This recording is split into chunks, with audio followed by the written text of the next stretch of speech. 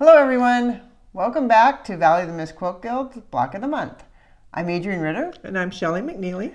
And as you can see from our sample blocks right here, we're getting ready for our second block this year. We're going to do an improvisational version of Log Cabin block.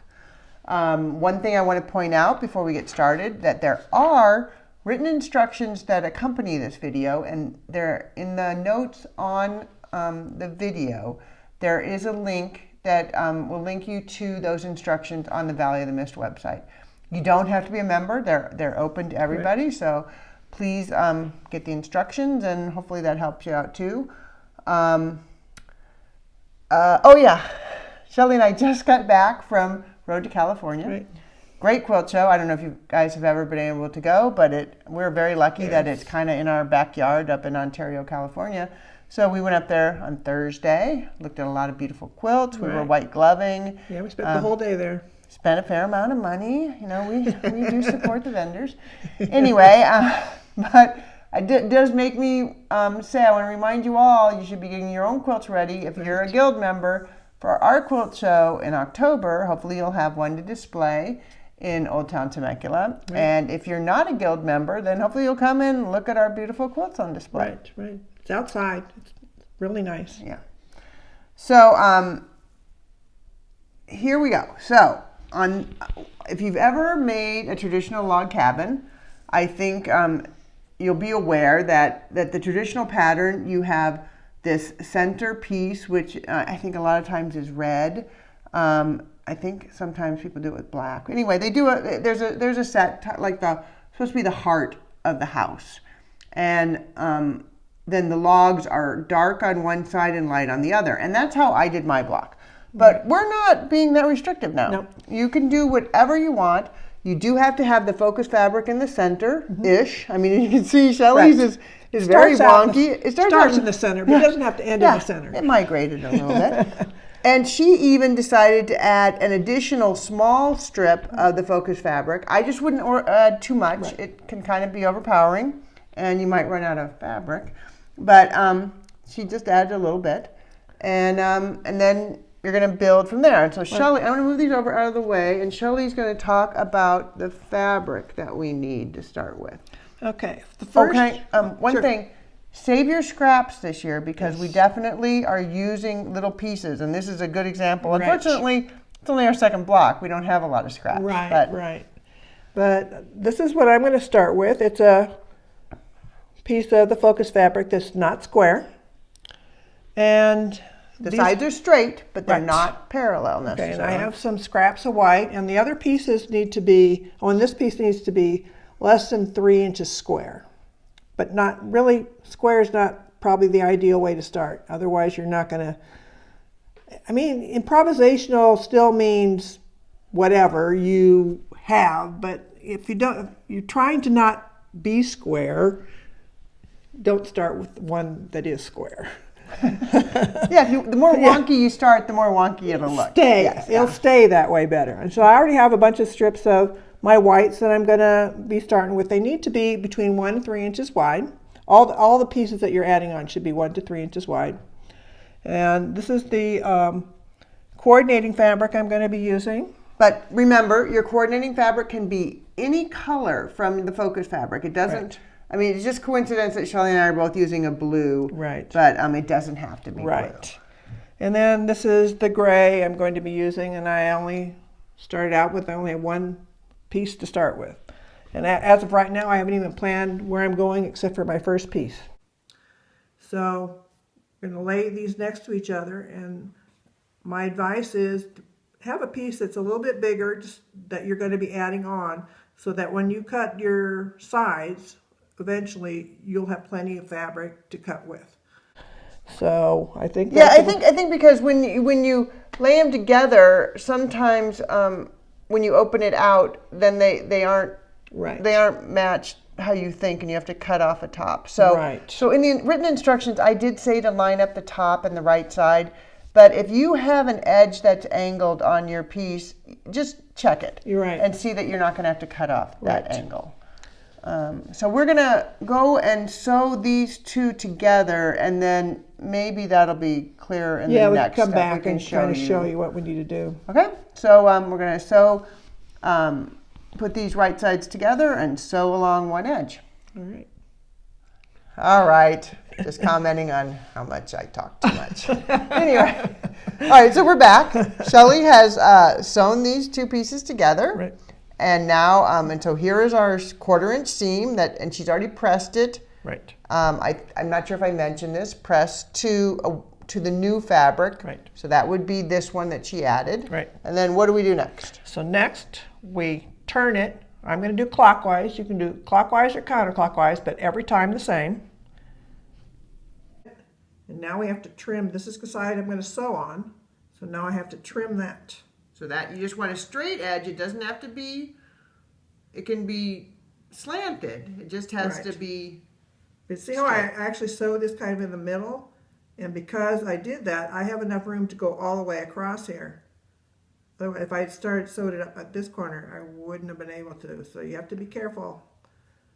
So now I'm going to trim this side.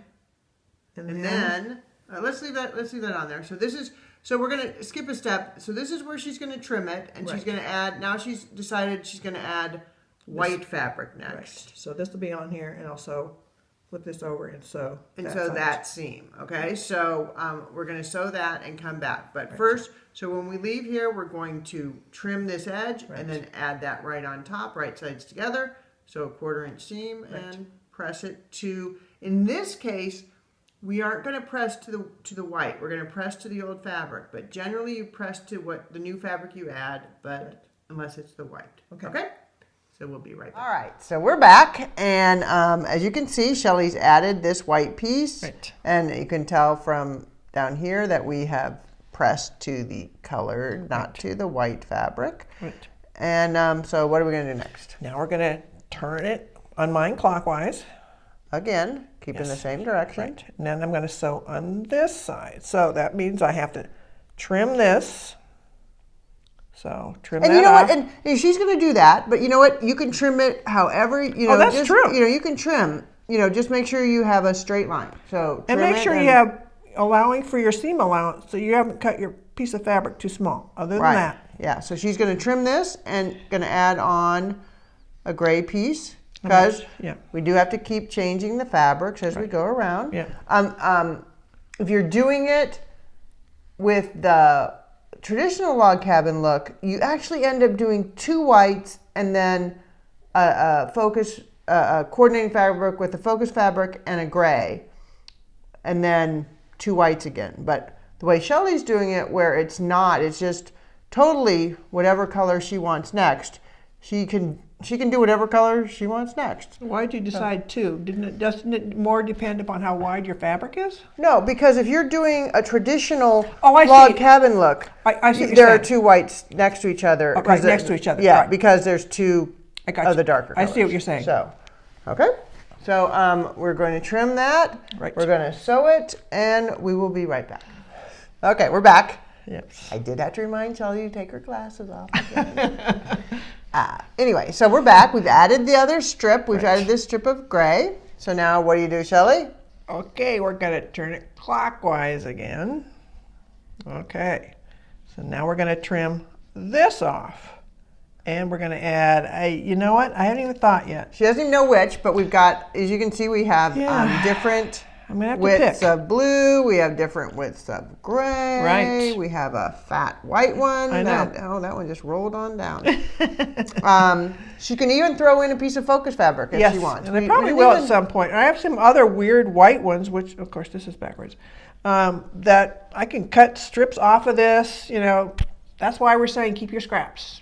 Okay, so we're going to add one more piece. Yes. Well, actually, maybe we'll do no. a few rounds. We're gonna do a few rounds, because now I think you guys have the idea. You're going to keep adding, pressing to the darker fabric. Well, the new fabric. New fabric if it's darker. Right. Yeah. And then you're going to trim and then add the next one and keep going. And the idea is we're trying to get these till we can get our 12.5-inch square up ruler on top of the block. And there's enough room to trim it. Right. So and so it doesn't have to be like square on it. Just no, we're gonna going to show you that before we finish. So we're going to add, a bunch more strips. Get this block a lot bigger, a lot more close to the final block, and then we will be back. We're back. So as you can see, I've been working.